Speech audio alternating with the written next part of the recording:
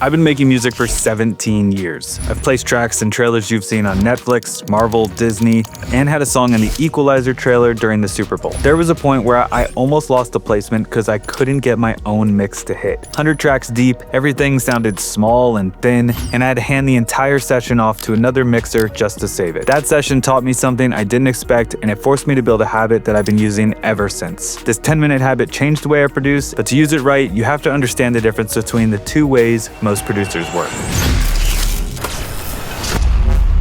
Most producers work in two ways, right? Producing and mixing. You build a track in one session and you mix it in another because it makes sense, and that's how we've always been taught. That's how I was taught in engineering school. Finish the song first and then clean it up. But think about it like building an engine. I don't know if you build engines. I build engines. You don't assemble the entire thing and then go back at the end and torque every bolt. Every bolt gets torqued as it goes in, because if you wait, nothing sits right. You can't go back and torque the bolts later, and then the engine just won't run. It's the same thing with music. You finish a track, everything sounds right in the moment. You come back the next day or maybe a few days later to mix it, and then something's just off. The energy's gone, the excitement is gone, and now you're hearing problems you didn't hear before. So you start fixing things. Kick isn't punching through, so you swap it with another kick. But now the bass doesn't sit right.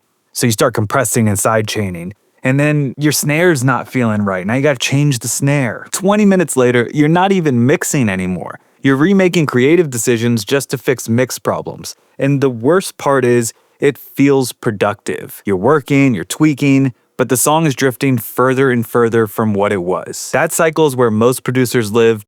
I know this because I lived there for years. These singer-songwriters that produce as well, they capture a certain vibe or a certain energy in their production, and when they send it off to mix or they start mixing it, they start like losing the vibe of what it was in that demo stage or production stage. Early in my trailer career, I had a song called Chosen One with the homie Q. Big track, ended up placing in the PowerBook Ghost trailer on Showtime, but getting there almost didn't happen. I had 100 tracks in this session, layers of taikos, toms, trailer drums, stacked on top of synths, vocals, and everything sounded massive while I was building it. Then I went to mix it, right? The drums wouldn't cut through, the synths and the vocals were just eating everything. I kept trying to push the levels to get the drums to hit, but everything just started clipping. The master limiter was just smashing it all flat and sucking the life out of the mix. This is an idea of what it sounded like. I'm just gonna play the back end here. Rise up. Trust I'm the chosen one. Look at that master clipping. Must be the chosen one. Drums are just all over. These synths aren't leveled at all. Bring the vocals in. I'm a king, I'm a god. I'm a king, I'm a god. I'm a king, I'm a god. I'm the king, I'm on top. It's not terrible. I probably could have mixed it. I knew the tools. I knew what needed to happen.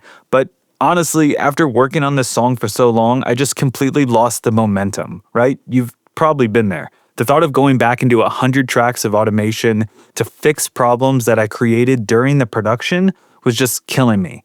I didn't want the sound to change, I just needed everything to cut through, and I couldn't get it there. Fast forward a few weeks, I handed the entire session off to a mixing engineer named Michael Freeman. I worked with him out of East West when I was working with Spike Stent.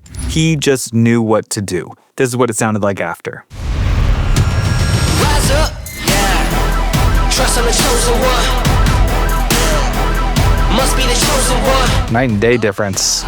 Steady, steady, going up. Bring those synths in. Trust I'm the chosen one. I'm a king, I'm a god. I'm a king, I'm a god. I'm a king, I'm a god. I'm the king, I'm on top. What's interesting is nothing is clipping, right? Everything is below that 0 dB threshold. It's supposed to be -6, I guess. I always like to push it. We ended up adding a whole nother section because I was so inspired to jump back into it and work on the track again because it sounded great. Let's check a little section of that out. Steady, steady, going up. Keep rising and I show 'em up. I'm a king, I'm a god. I'm a king, I'm a god. I'm a king, I'm a god. And funny enough is this is actually the part that was in the trailer the most.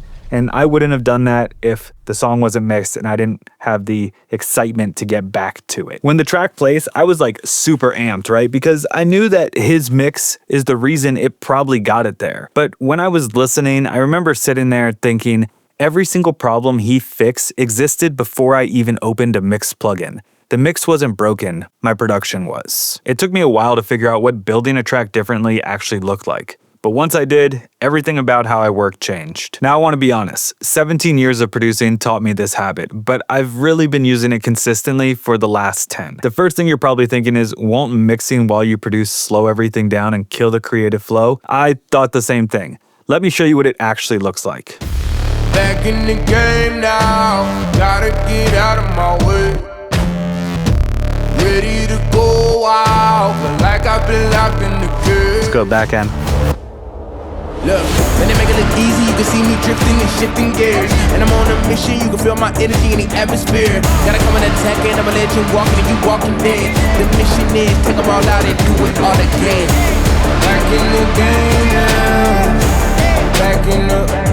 I'm sick, so sick. This session right here is Back in the Game featuring Bryant Taylor. I'm gonna walk you through the session because every mix decision in here was made while I was producing, and I want you to see exactly how simple that is. Let's start with the synth that's in the back end.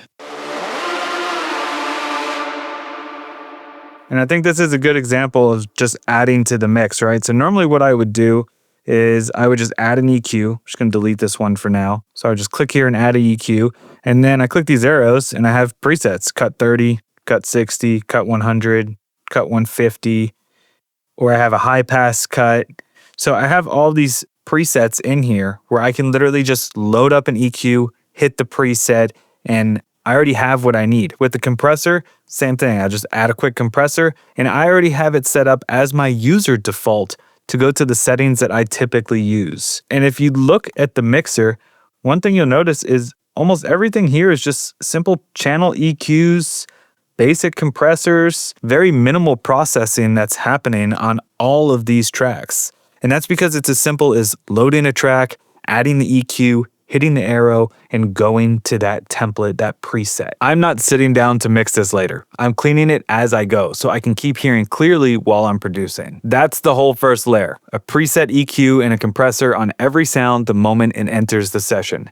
2 seconds, done, keep creating. You really want to get it sounding good enough when you're in that producer stage. If you're not mixing while you're producing, if you're not, like you said, like putting an EQ and cutting lows, side chaining, like those things become repetition and just be automatic while producing. And then your produced mix sounds good. The second part is more of a philosophy and it's just how I like to think about things. Let's go to the main synth of the song.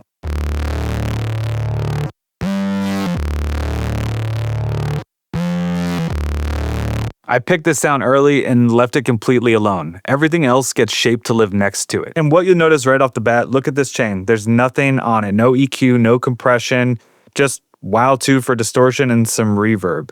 This is my anchor. This is the sound that I built everything else around. It started here. Once I had this sound in here, I knew everything else was just complementing it. So you'll see if we go to this second half here and I add in acid synth, look, we're cutting some of that low end off.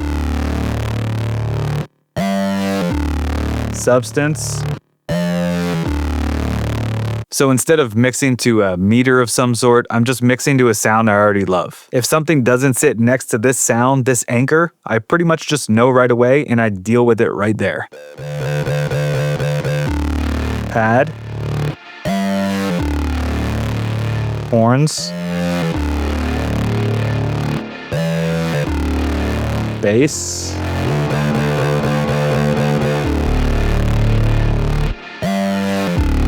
You hear how nothing's fighting that sound? Everything is just building upon it. This is where you actually hear what your arrangement is missing. If the low end feels thin against the anchor, you know you need something. If the top end feels dull, you brighten something. The anchor tells you what the song needs while you're building it. This is what most people miss. When you cut the low end on a pad so the bass has room, that's not a mixed decision. It can be a mixed decision, but that's also a creative decision about what role the pad is playing in your song. When you compress a vocal, you're shaping how it feels. There are plenty of tools out there that can help you mix, right? With AI assist and listening to your track and giving you feedback, but none of them tell you what's actually missing in your arrangement. This habit does, because mix problems are typically just arrangement problems in disguise. This is the session from the Equalizer trailer in the Super Bowl. Every mix decision you just saw, the presets, the anchor, the stock plugins, all of that was done while I was producing the track. I rarely get mix notes back from a client. Not because my mixes are perfect. Trust me, they are not perfect.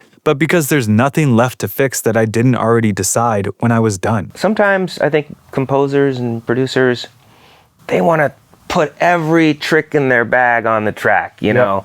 And knowing when and where to be judicious with those things, okay, sometimes less is more. Less is more. This habit was a complete accident. It just came from repetition, but it completely changed how I think about finishing music.